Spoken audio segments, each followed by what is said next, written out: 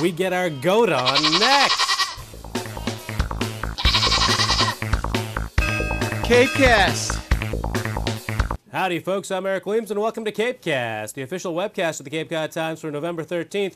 We bleat and repeat at a Dennis goat farm in the second half of the show. But first, let's take a look at news.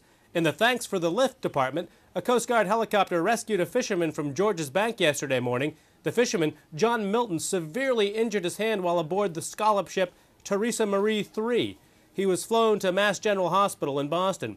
In the Tap of Fear department, the State Department of Environmental Protection decided yesterday that there is no longer a need for water restrictions in Hyannis after tests of the water system came back free of E. coli and coliform. Residents and businesses had to boil water since Saturday when Barnstable officials announced that the bacteria was found in a Hyannis water system tank. In the Dazed and Confused department, the turtle stranding season began Sunday when 2 Kemp's Ridley and a green turtle were rescued from area beaches. Sea turtles migrate south each fall, but those that linger in Cape Cod Bay can become almost paralyzed by a sneaky cold front.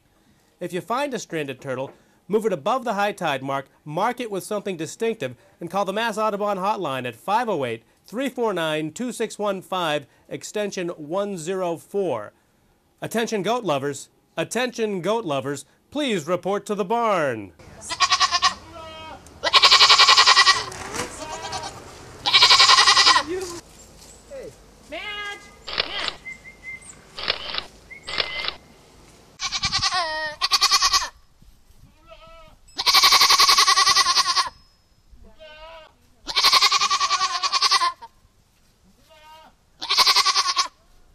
As the sign says, we're here at Ocean Song Goats with Jen Holloman. Jen, what can you tell me about the operation you've got here? Well, we have a mixed herd of dairy goats, mohair goats, and pet goats, Nigerians, little tiny goats.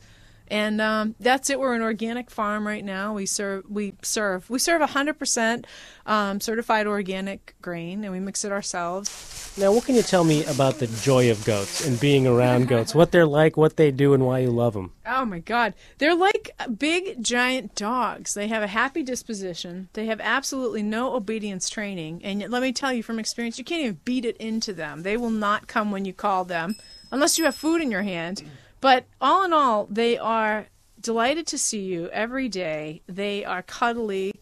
They love to be held. They have a sweet disposition. And, you know, you as being a milker, you know, you milk them twice a day, so you form like an intimate bond with an animal. Now, we're mixing up some special goat cough syrup here with Jen Holloman at Ocean Song Goats.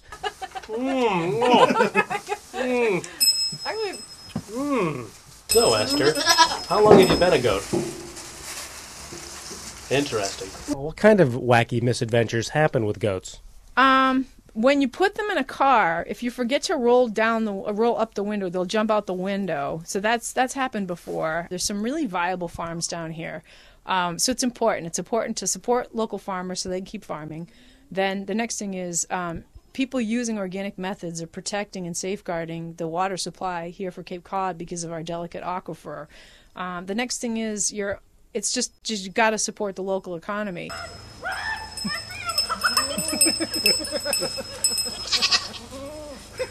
Now we nibble our way over to the world of sports. What's short, scrappy, and gobbles up ground balls?